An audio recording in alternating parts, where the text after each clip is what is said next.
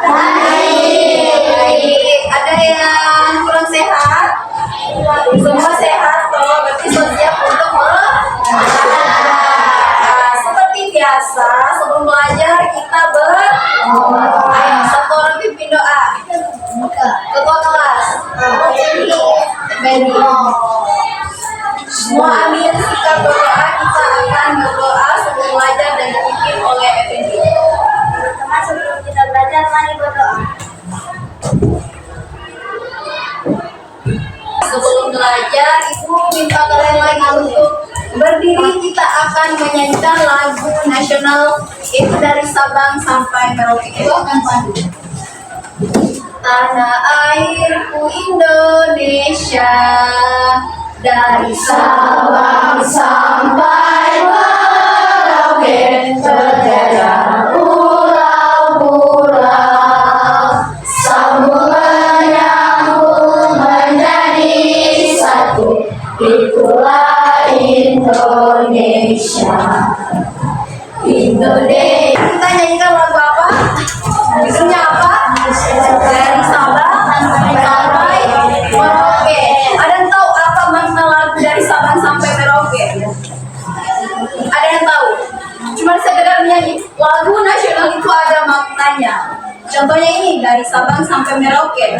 Dari Sabang sampai Merauke. Sabang itu ada di pulau mana? Pulau Sumatera, di ujung pulau Sumatera. Kalau Merauke itu ada di pulau mana? Di ujung pulau Papua. Dari Sabang sampai Merauke berjajar pulau-pulau. Berjajar pulau-pulau. Ada berapa pulau di Indonesia?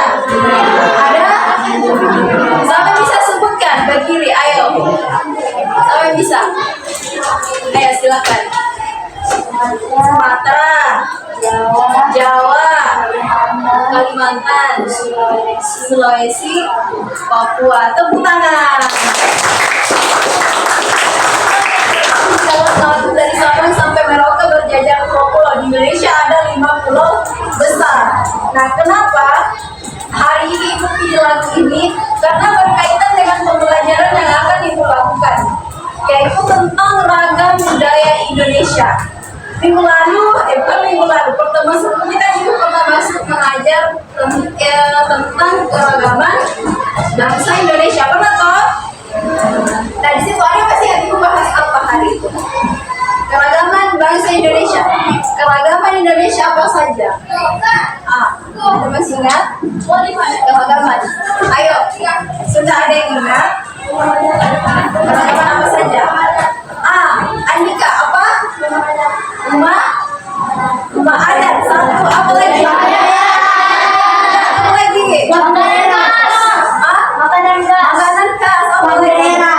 Lagu daerah. Jadi itulah contoh keberagaman Indonesia. Jadi itulah makna dari lagu dari Sabang sampai Merauke, yang mana di situ melambangkan bahwa kita Indonesia itu sangat indah dengan berbagai keragaman kita, tetapi kita tetap satu. Ya, jadi pada pertemuan hari ini kita belajar bahasa Indonesia di bab 8, yaitu tentang ragam budaya Indonesia. Hari ini kita akan belajar tentang teks informasi. Untuk itu sebelumnya Ibu mau tanya dulu. Pernahkah kalian membaca sebuah berita dan menemukan kata-kata yang belum kalian pahami? Pernah? Berita apa? Ada yang bisa sebutkan itu tentang berita apa? Pernahkah kalian membaca sebuah berita, baik di surat kabar, di handphone, sosial media, di buku atau apa? Pernah? Apa yang biasa kalian lakukan ketika kalian menemukan informasi atau kata yang kalian tidak pahami? Misalkan orang baca di buku, terus ada kata yang orang tidak paham. Kalau kita tidak paham, apa yang harus orang lakukan supaya kita bisa paham? Bertanya. Apa lagi? Selain bertanya, apa yang bisa kita lakukan? Mencari mencari tahu. Untuk mengetahuinya itu kita harus mencari tahu. Mencari tahu itu bisa dengan bertanya, buka Google. Semua sudah punya handphone?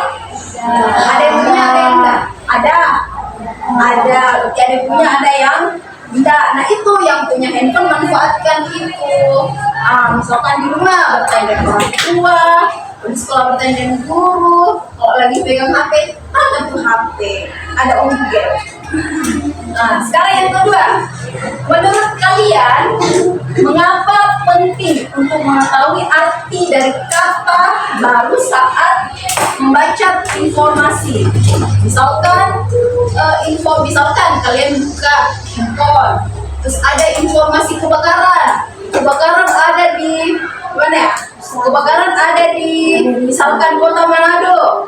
Kenapa kita harus, misalkan ada kata yang kita tahu, kenapa kita mesti harus tahu arti dari kata yang sulit itu? Kenapa kita harus mencari tahu ketika kita menemukan kalimat atau informasi kita tidak paham? Kenapa? Ada yang bisa menjawab? Tidak. Kan materi hari ini tentang teks informasi.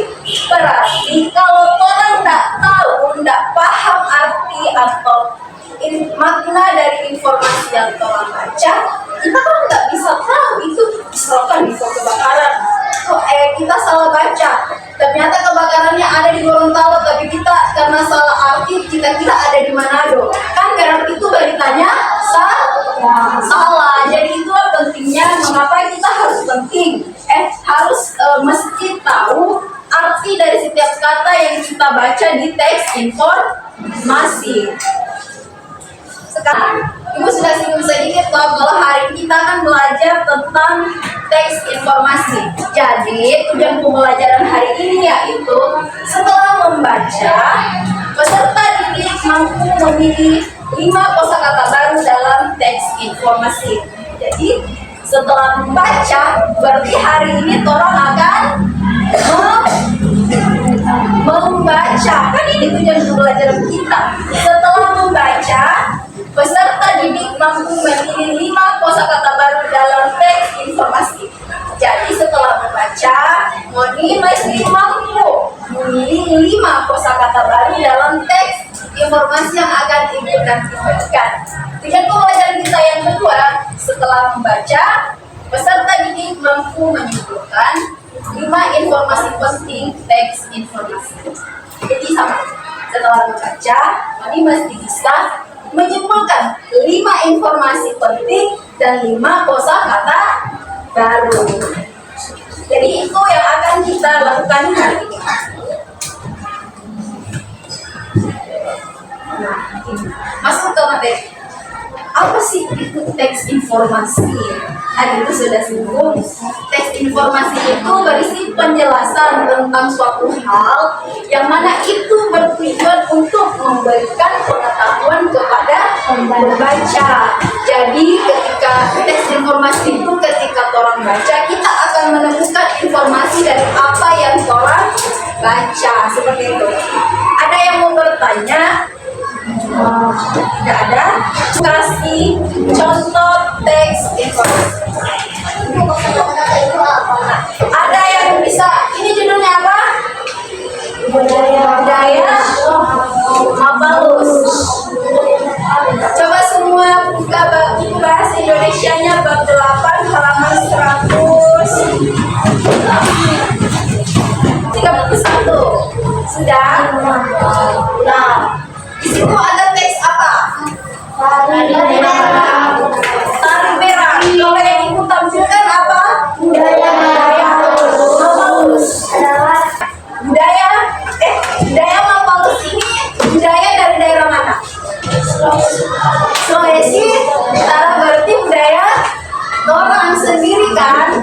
Nah, kalau yang tari merah itu budaya dari mana?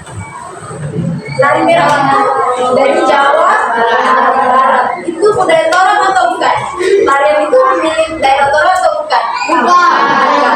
Jadi untuk hari ini Ibu memilih kita membaca terhadap teks budaya Mapalus karena itu berkaitan dengan kita semua yang ada di Sulawesi Utara sebagai masyarakat apa? Minahasa. Ini punya Minahasa budaya Mapalus. Nah, kalau kita akan lebih gampang memahami ketika itu berkaitan dengan budaya kita sendiri. Jadi Ibu hari ini mau mengangkat teks budaya Mapalus. Oke, ini ada berapa paragraf di sini? Ada berapa? Ada dua. Yang mana itu paragraf yang ini? Yang ada ya tanda yang menyorot masuk ke dalam, berarti satu paragraf. Yang ini paragraf kedua. Oke, Ibu mau minta yang mau sekali dua orang membaca. Sama.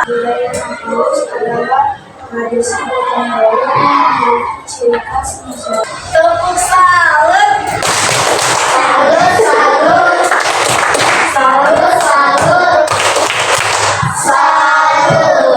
Setelah membaca, kita akan menemukan 5. Setiap orang menemukan 5 kosakata yang baru menurut kalian dan 5 informasi dari bacaan.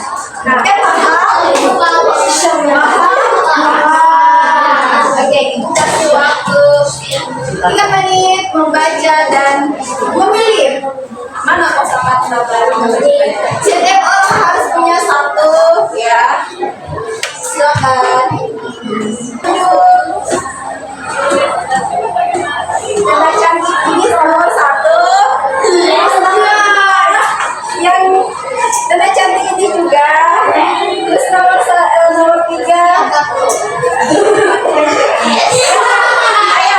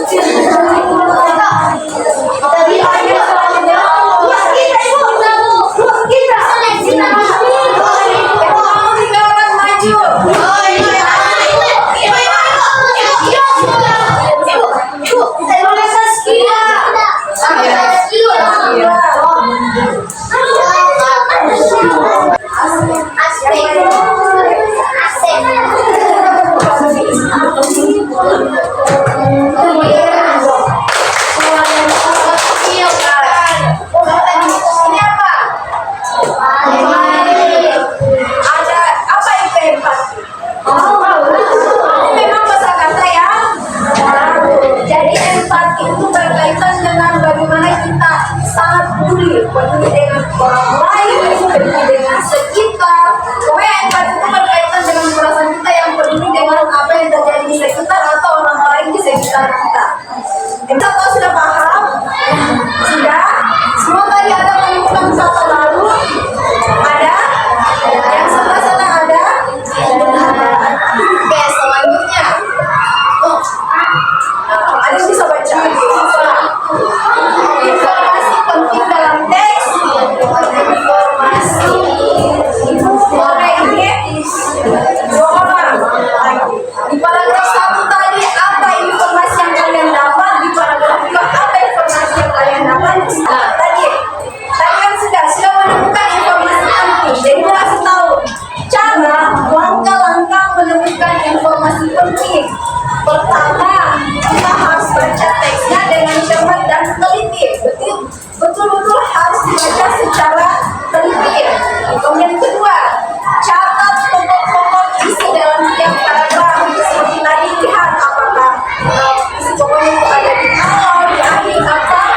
Yang ketiga, tuliskan informasi-informasi penting berdasarkan pokok-pokok paragraf. Keempat, pastikan informasi itu sesuai dengan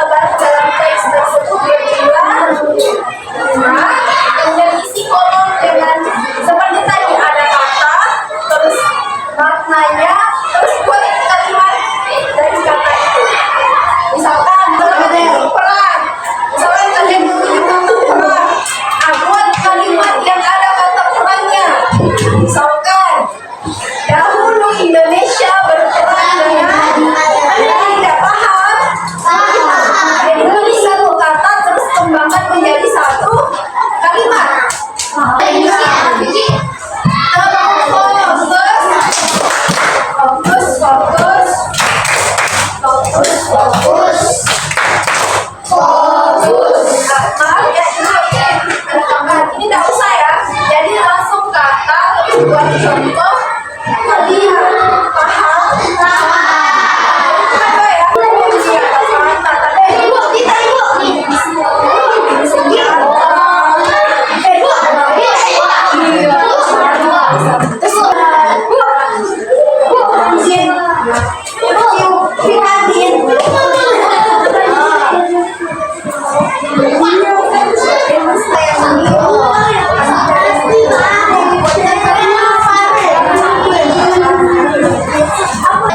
Semua perhatikan ke depan. Aku minta dua orang saja ya yang mewakili presentasi.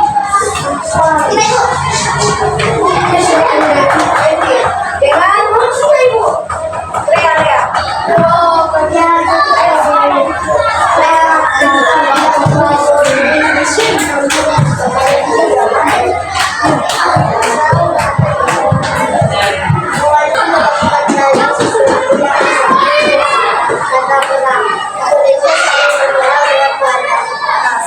Silakan untuk Effendi dan Lea. Tadi ada kata apa yang dipresentasikan Effendi dan Lea?